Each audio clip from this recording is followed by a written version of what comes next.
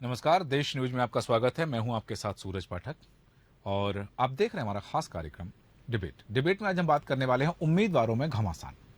उम्मीदवारों की कई तरह की समस्याएं होती हैं, ऊहापोह रहती है कि उनकी उम्मीद दावेदारी में कितना दम है, उनके साथ और जो दावेदारी कर रहे हैं वो किस किस मुद्दों को लेकर के हैं, पार्टी का सर्वे क्या कह रहा है। लेकिन चुनाव की घोषणा के बाद राजनीतिक पार्टियों ने अपनी तैयारी तेज कर दी है। भारतीय जनता पार्टी ने मध्य प्रदेश में 4 सूचियां जारी की हैं और इन 4 सूचियों के माध्यम से 136 प्रत्याशियों की घोषणा कर दी है। अब बारी है कांग्रेस की।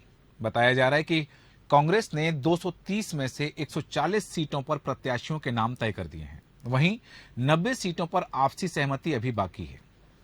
13 और 14 अक्टूबर को कांग्रेस की केंद्रीय चुनाव समिति की बैठक में आम सहमति बनाकर इन सीटों पर नाम फाइनल किए जाएंगे।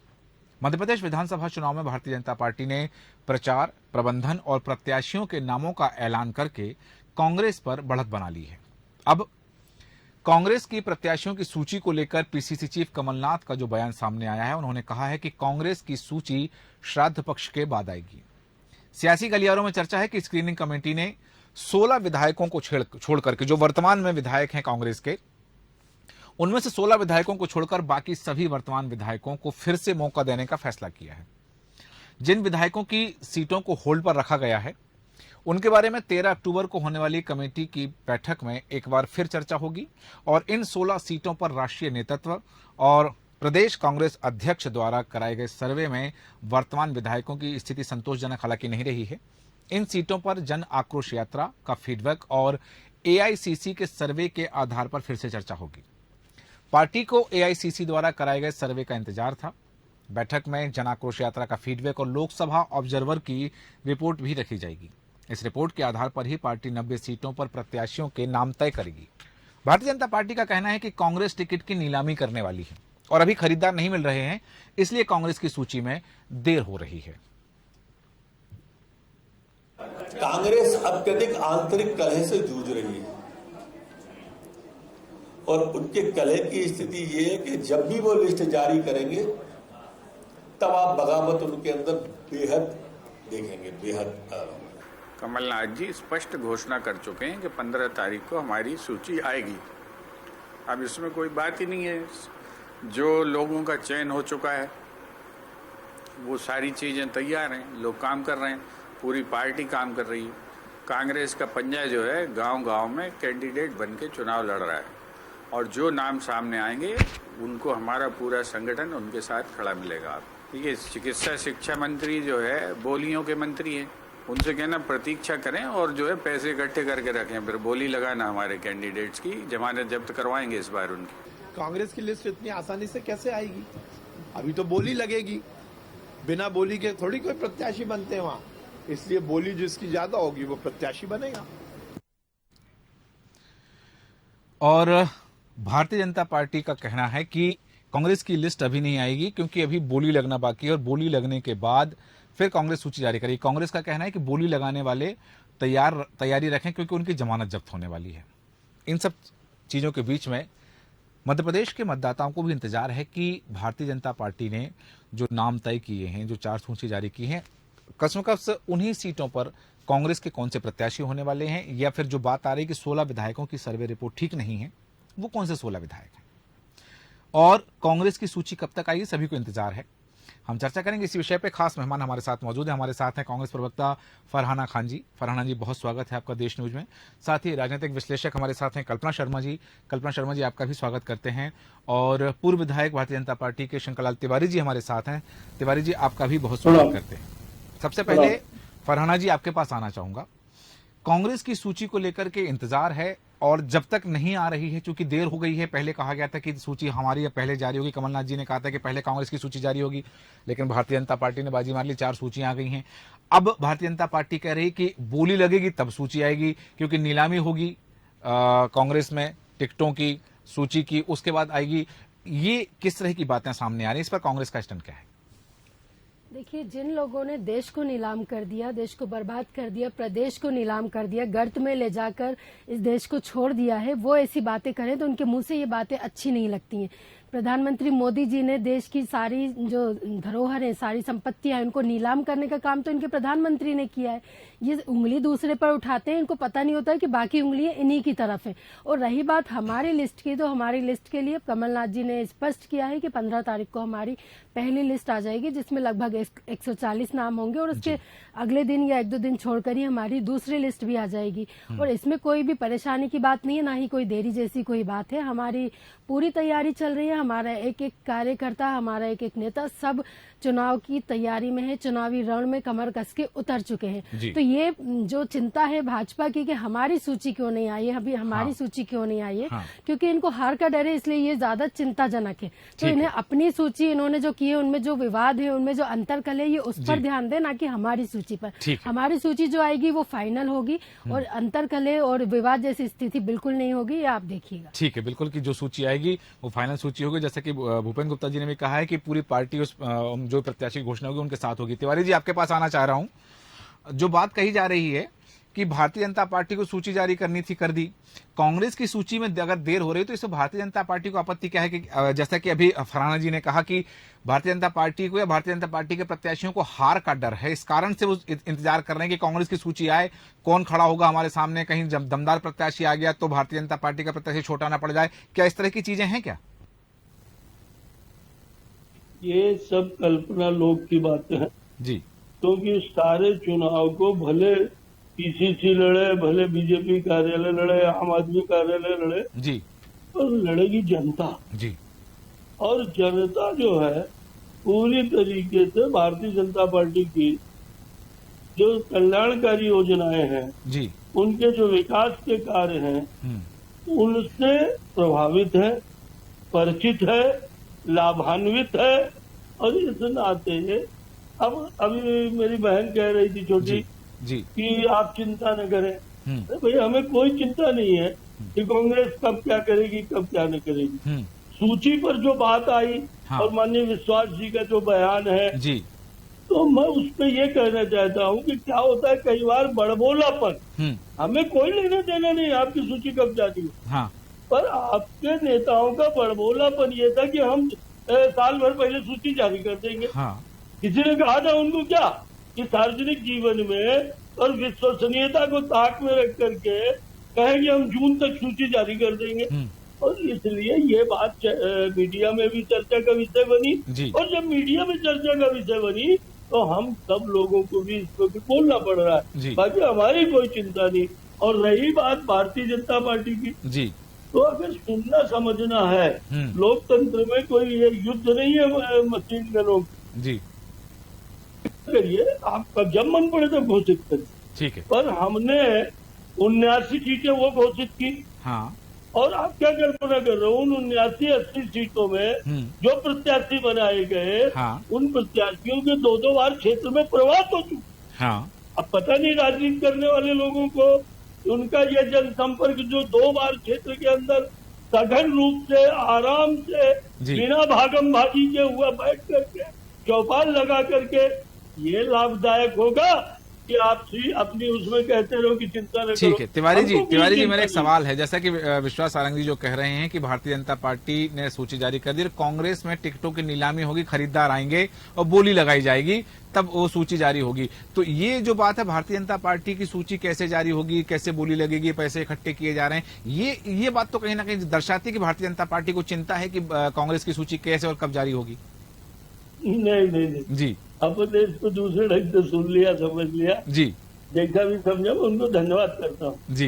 देखिए, राजनीति आप भी कर रहे हैं, एक बहुत विशिष्ट चैनल पे बैठे हैं जी, और बहुत वरिष्ठ पत्रकार हैं। ये बहने भी मेरी बैठी जी, हाँ, हम बैठ चुके हैं कई बार आपके साथ। चुनाव लड़ने के लिए जिस तरह राजनीति है उसमें धन की आवश्यकता जी, और धन की आवश्यकता के स्वरूप आज स्थिति यह है कि कांग्रेस पार्टी पिछली बार तो मुख्यमंत्री के आई, पहले ज्योतिरादित्य जी को मुख्यमंत्री बना रही थी, यही झगड़े की वजह हो गई। और राशि का इंतजाम नहीं हुआ और कमलनाथ जी ने कहीं से कर दिया तो मुख्यमंत्री कमलनाथ जी हो गए। अभी फिर चुनाव हो रहे हैं और जितने सूबेदार हैं कांग्रेस के जो मलाई खा चुके 3-3 पुस्त से, वो 50 पैसा खर्चा करना नहीं चाहते अपने क्षेत्र के अलावा।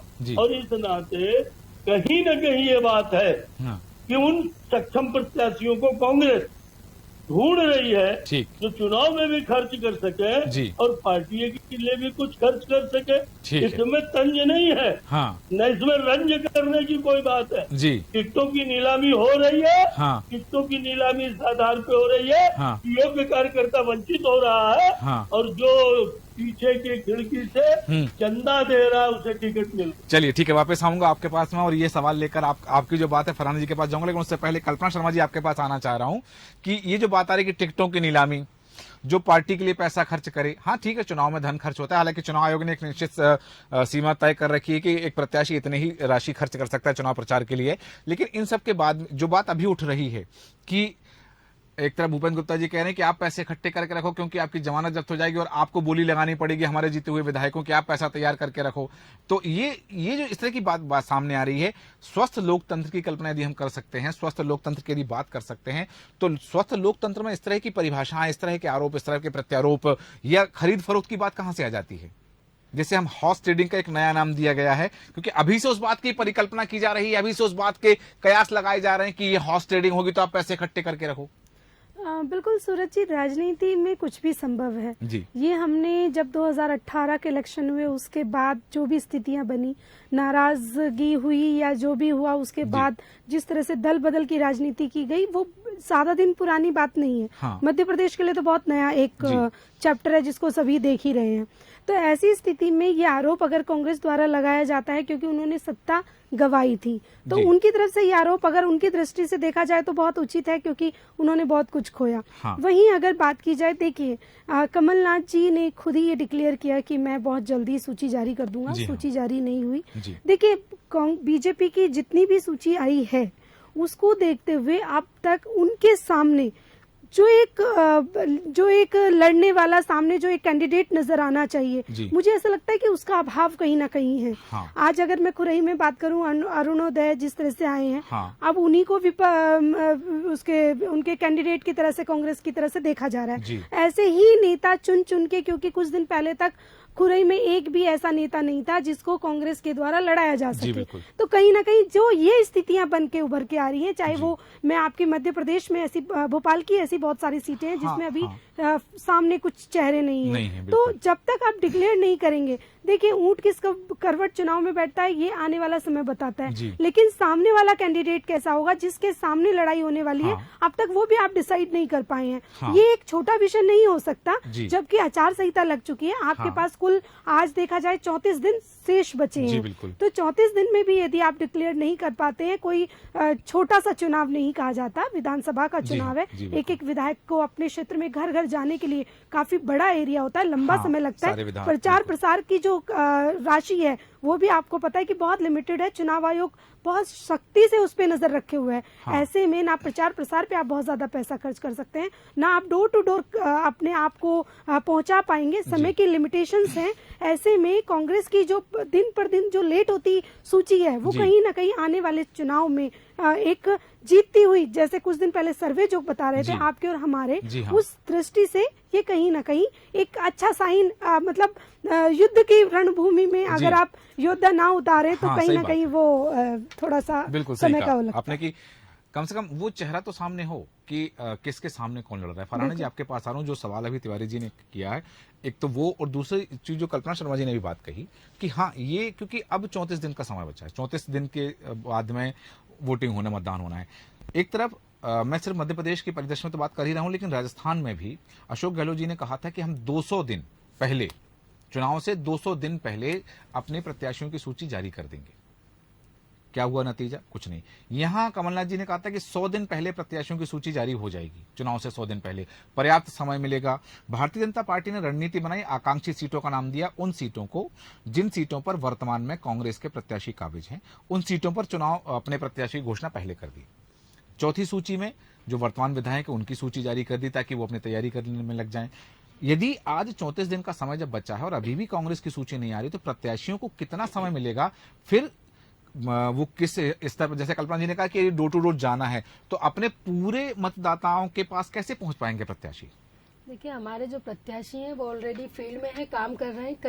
कई ऐसे भी प्रत्याशी हैं जी, ज्यादातर है बल्कि कि जिनको इशारा कर दिया गया है कि कौन चुनाव लड़ने वाले हैं, जी, तो सभी काम कर रहे हैं। दूसरी बात, इन्होंने जो जल्दबाजी करी लिस्ट जारी करने में, हाँ। जो हमारे नेताओं ने जो घोषणा की, तो इन्होंने ये उस ट्रैप में आ गए। इनको लगा कि हम जल्दी से कर दें। अच्छा, हाँ, तो इनको पहली सूची जब इन्होंने जारी करी तो अब ये रुक तो सकते नहीं थे कि नहीं तो फिर ये होता कि अरे कांग्रेस जारी नहीं कर रही इसलिए ये जारी, क्योंकि नकल करने की तो इनकी आदत है, हर चीज में ये नकल करते हैं। और पैसे की जो अभी तिवारी जी बात कर रहे थे, पैसा खर्च करने की, जी बिल्कुल, आपके पास बहुत पैसा है, आपके नेताओं के पास बहुत पैसा है। आपने क्योंकि 50 से 80% कमीशन जो खाया हुआ है आपने भ्रष्टाचार करके इस प्रदेश में इतने सालों से, तो भरपूर पैसा है। आप भरपूर पैसे से आपका मीडिया सेंटर बनाते हैं, आपका 5 स्टार लेवल का आप बीजेपी कार्यालय बनाते हैं, और करोड़ों रुपए के झूठी घोषणाओं के लिए करोड़ों रुपए के विज्ञापन आप करते हैं। जनता के पैसों का, टैक्स के पैसों का, जो पैसा जनता को वापस सब्सिडी के रूप में मिलना चाहिए,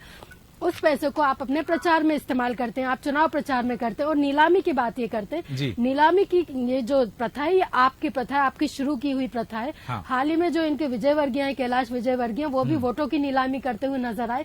वो मंच से बोलते आए कि जिस ब्लॉक में एक भी वोट कांग्रेस को नहीं पड़ेगा, उस ब्लॉक अध्यक्ष को वो 51,000 रुपए का इनाम देंगे। तो वोटों की नीलामी भी की। तो ये तो इनके काम है, ये आरोप दूसरों पर लगाते हैं। जो इनके कुकर्म है वो दूसरों पर थोपने का ये बीजेपी पार्टी ये काम करती है। ठीक है तिवारी जी, जैसा कि अभी फरहाना जी ने कहा कि ये भारतीय जनता पार्टी की रीति नीति है और ये पैसा का जो खर्च है वो आप ज्यादा करते हैं, लेकिन यहाँ एक बात उन्होंने कही कि भारतीय जनता पार्टी कांग्रेस के ट्रैप में आ गई है। एक जो जाल फेंका गया था उस जाल में फंस गई भारतीय जनता पार्टी और जल्दबाजी में, आनन फानन में कांग्रेस से आगे निकलने की होड़ में बीजेपी ने अपनी सूची जारी कर दी है।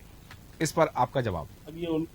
ये उनका अपना सोच है जी। पर इसके पहले मैंने बड़ा पॉजिटिवली कहा है जी कि हमारे जो घोषित प्रत्याशी थे जी, वो 2 बार मेरी छोटी बहन क्षेत्र में प्रवास कर चुकी। जीतेगा कौन, हारेगा कौन, अभी तो ये दौड़ का मामला है। हाँ। अभी मेरे विश्लेषक बहन जी ने कहा जी कि सामने कोई चेहरा नहीं है, 34 दिन बचे हैं। हाँ। ये चिंता हमारी नहीं है, तो डिबेट में किस लिए हम ये चर्चा कर रहे हैं? जी, हम आपसे वस्तु स्थिति ये है जी कांग्रेस के अंदर जी कि ऊपर से जरूर ये शो कर रहे हैं कि हम एक हो गए हैं। हाँ। इस समय एक बड़ा प्रचार चला है कांग्रेस में, मैं देख रहा हूँ आज पिछले 40 वर्षों से।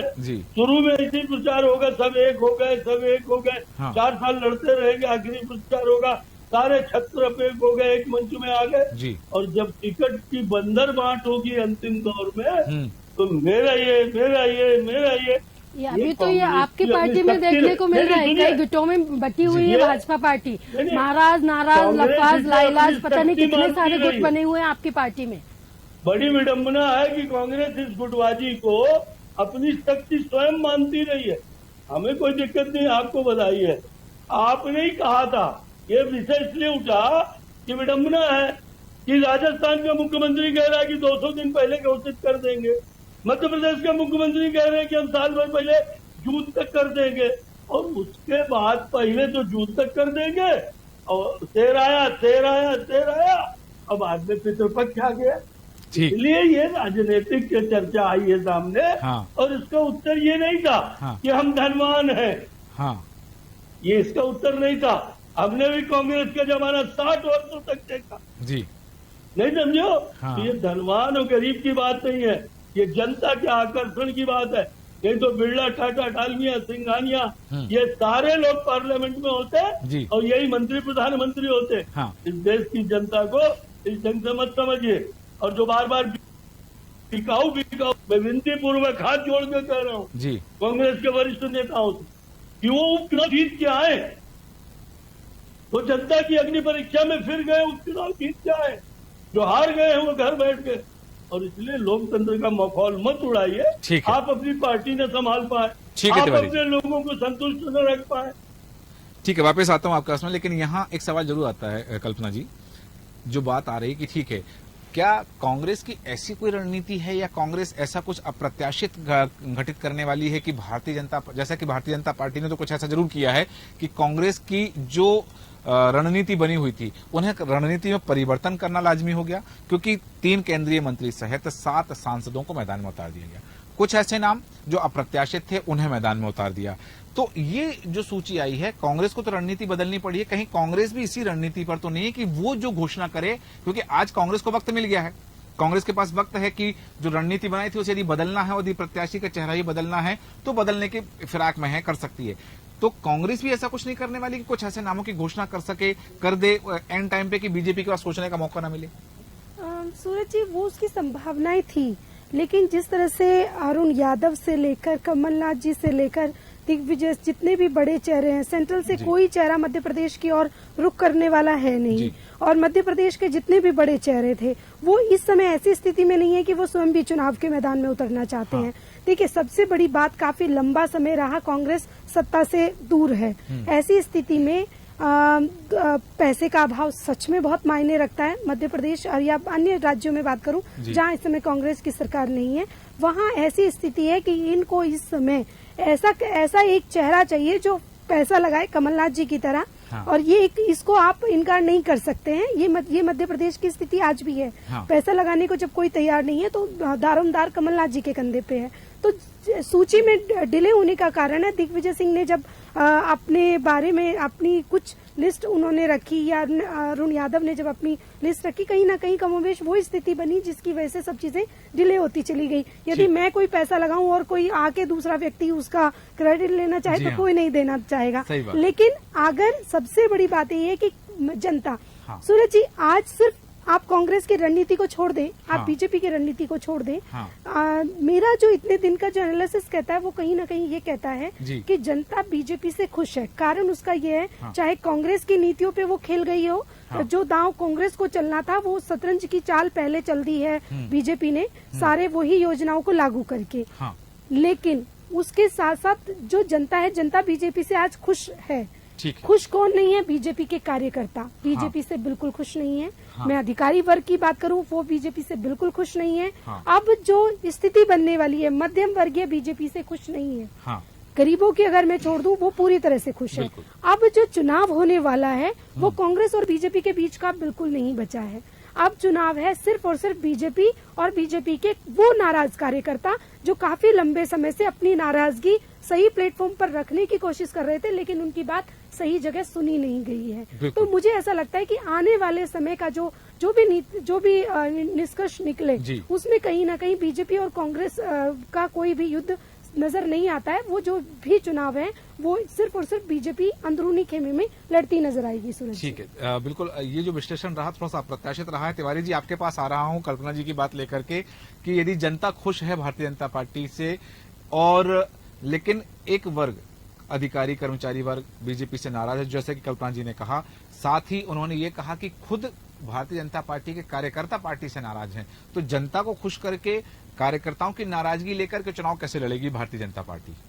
नहीं, उनके ये तीनों सुझावों को हम सुझाव मान करके सुन रहे हैं। हम कभी भी जो तटस्थ पत्रकार बैठते हैं, विश्लेषक बैठते हैं, उनको बातों का खंडन मंडन बहुत जल्दी नहीं करते जी।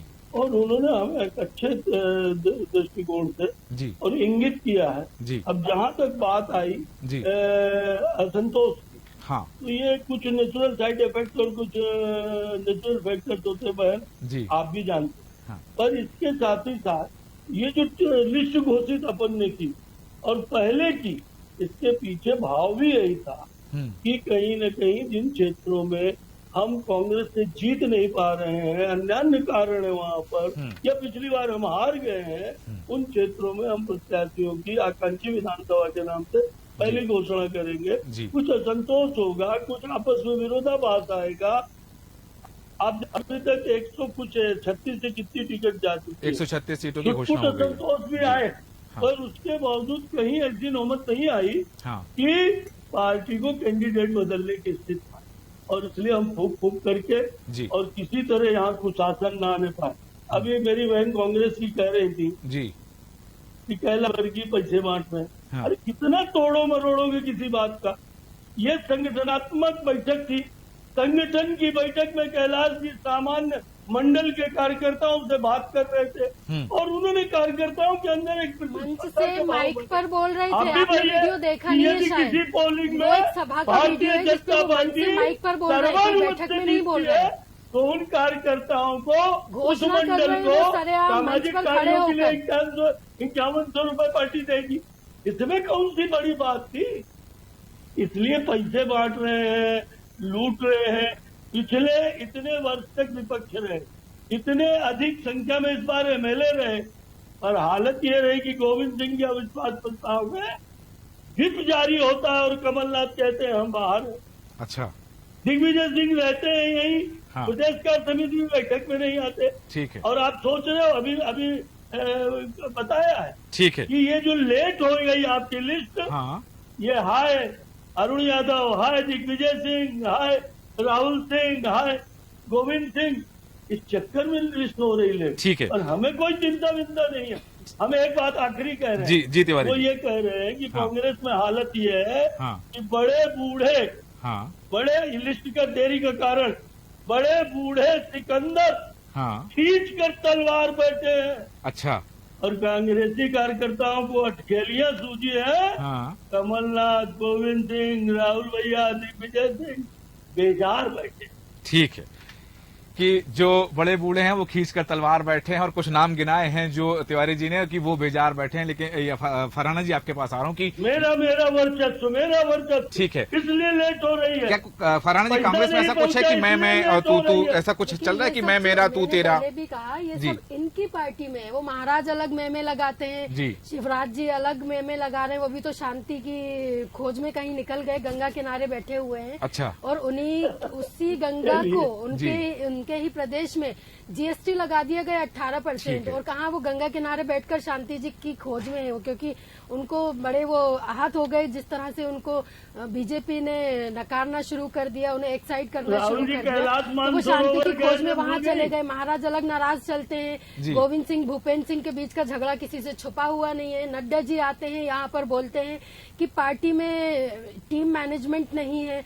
कैलाश विजयवर्गीय भोपाल आते हैं, बोलते हैं सब एकजुट नहीं होंगे तो हम चुनाव जीत नहीं पाएंगे। तो ये सब तो इनकी पार्टी के हैं। और इन्होंने लोकतंत्र की एक बात कही थी, मैं उसका भी जवाब दे दूं कि कांग्रेस लोकतंत्र को नहीं मानती। अगर कांग्रेस लोकतंत्र को नहीं मानती तो जो आपके पीएम की मंशा है, जो चुनाव को बंद ही करा देना चाहते हैं कि 2024 में अगर हम आए तो चुनाव ही बंद कर देंगे।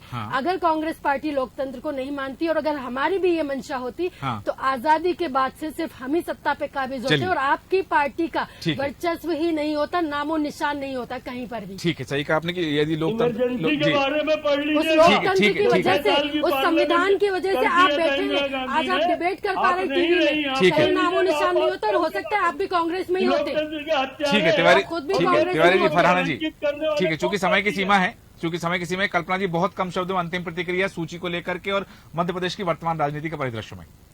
वर्तमान की जो राजनीति की अगर मैं बात करूं तो देखिए, जब तक दूसरी सूची नहीं आएगी तब तक स्थिति बिल्कुल स्पष्ट नहीं कही जा सकती। एक पत्रकार होने के नाते मैं अगर कुछ भी विश्लेषण करूं तो मुझे ऐसा लगता है कि वो उचित नहीं होगा।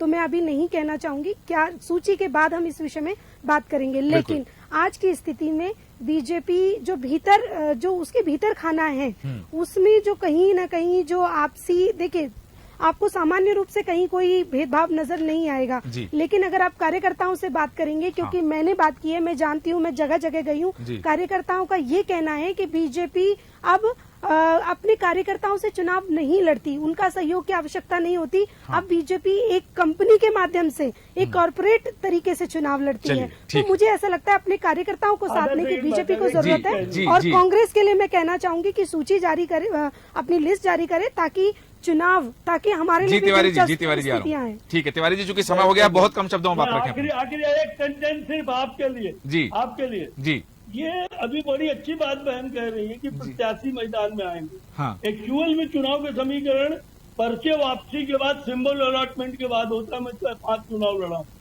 और फिर भी हमारा देश का मीडिया, हमारे ये सारे ग्रुप जो चलते हैं व्हाट्सएप, ये रोज जो है तो रिजल्ट निकालते हैं, कई सूचियां जारी हो जाती हैं। बिल्कुल, तो ये कैसे तय कर पाते हैं, इनका कैसे सर्वे होता है कि अभी टिकट नहीं बची, प्रतिद्वंदी कैंडिडेट नहीं आए, तो सारा मीडिया वो दिखा रहा है सर्वे नहीं। खैर, अब चूंकि आचार संहिता लग गई है, चूंकि कोई आम आदमी की दुकान खोले, ठीक है, इस पर ध्यान नहीं ठीक दिया है, क्योंकि जाएगा। आचार संहिता लगी इसलिए अब तो Without सारे सर्वों पर, candidate, सारे सर्वे की कैसा रिपोर्ट पर सर्वे? रोक है। बिल्कुल बिल्कुल तिवारी जी, आचार संहिता लगने के बाद में सारे सर्वे की रिपोर्ट पर रोक है कि कोई भी अपना विश्लेषण तो इस तरह से नहीं दे सकता कि कौन जीत रहा है कौन हार रहा है। लेकिन ये जरूर है कि जो वर्तमान स्थिति है, कैंडिडेट के भाई साहब, जी जी, जब तक प्रत्याशी चयन की घोषणा नहीं हो जाती है कि कौन कौन प्रत्याशी किसके सामने और नामांकन जो- वापस लेने की अंतिम तिथि नहीं निकल जाती है, तब तक तस्वीर साफ नहीं होगी। अब देखना होगा कि कौन कांग्रेस पार्टी से कौन कौन प्रत्याशी बनेंगे और नामांकन की वापस लेने की अंतिम तिथि तक क्या तस्वीर होगी, ये देखना दिलचस्प होगा। चूंकि समय की सीमा है, चर्चा को विराम देंगे। फरहाना खान जी, कल्पना शर्मा जी, शंकर तिवारी जी, आप सभी का धन्यवाद चर्चा में शामिल होने के लिए। और अब जिस तरह से बात आ रही है कि चुनाव की घोषणा के बाद राजनीतिक पार्टियों की तैयारी तो तेज हो गई है। भारतीय जनता पार्टी की 4 सूचियां और इसमें 136 प्रत्याशी की घोषणा।